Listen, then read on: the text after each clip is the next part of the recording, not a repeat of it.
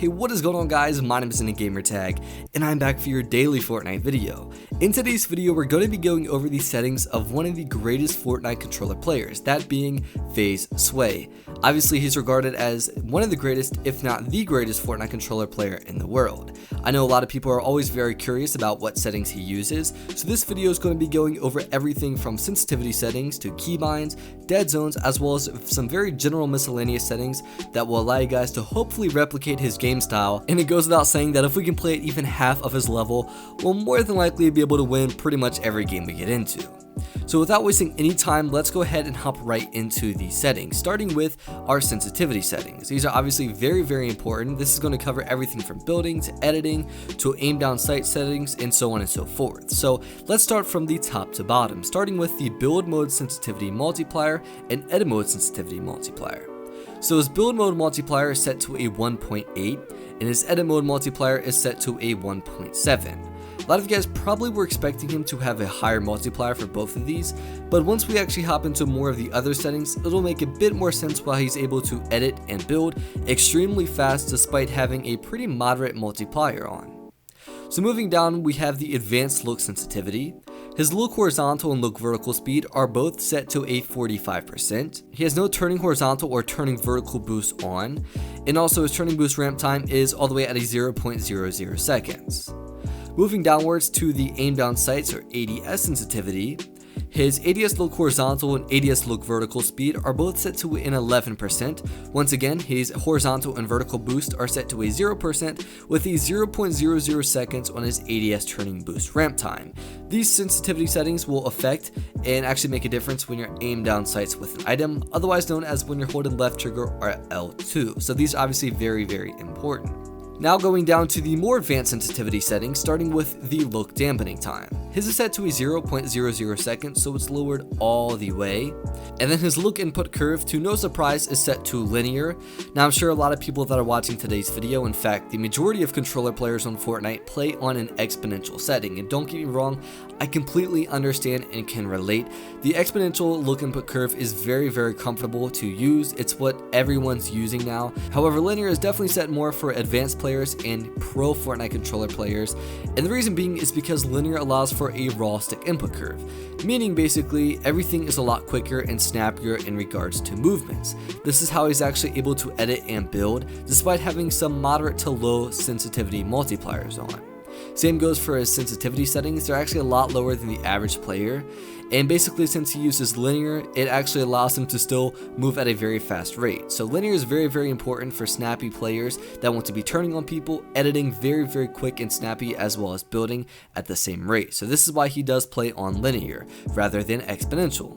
Obviously his aim assist strength is set to 100%, as yours should be as well. And then at the very bottom is his controller dead zone settings. His look stick and move stick dead zone are both set to a 5%, which is actually extremely low. This is the lowest you can make it. So if you do use these settings, be aware that you'll more than likely have drift and everything is going to be very fast. So it'll definitely take some time to get used to. We're now going to be taking a look at his keybind settings. Obviously, a lot of people are always very curious about what keybinds he uses.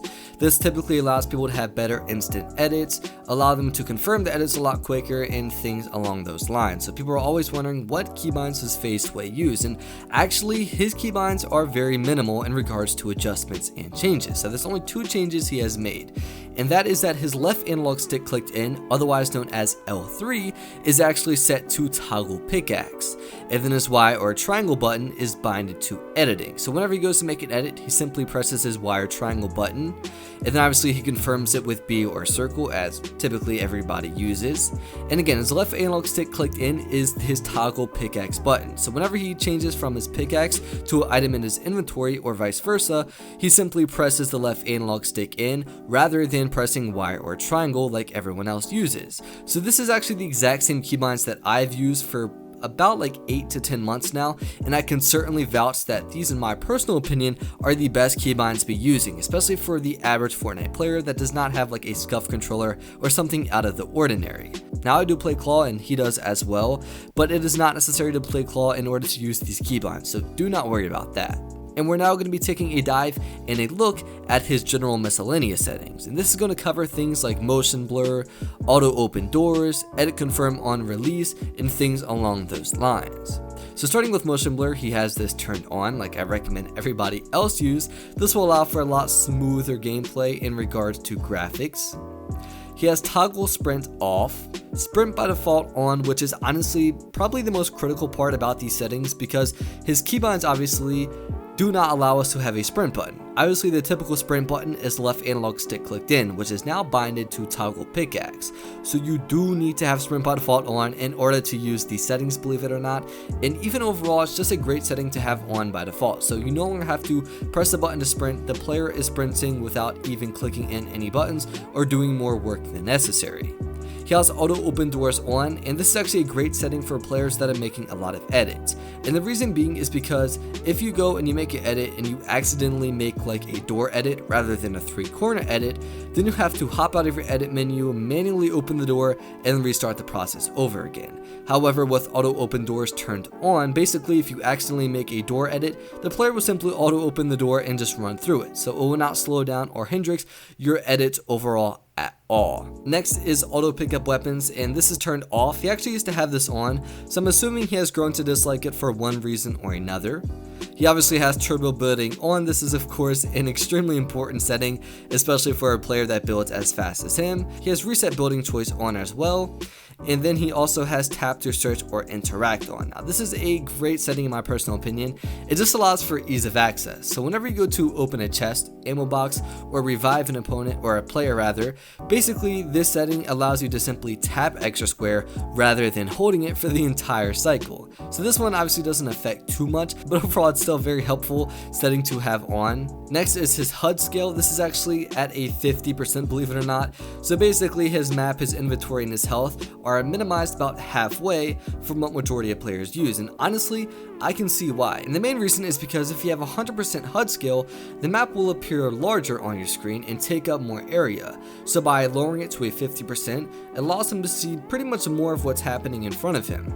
So if there's a player where the map would originally be at, since it's now half the size, it will allow him to have a better overall view and visual of what is in front or around him. And for his colorblind mode, which obviously doesn't affect too much but still is a setting he uses regardless, he has this set to Triton, I believe is how you pronounce it. So again, this doesn't affect too much, but this setting actually does bring out some more colors and makes the game a bit more vibrant, and honestly could even help you spot out opponents in the distance, especially if they're using a colorful skin or cosmetic item. So that is essentially all of these settings that he uses, or at least the ones that are worth mentioning.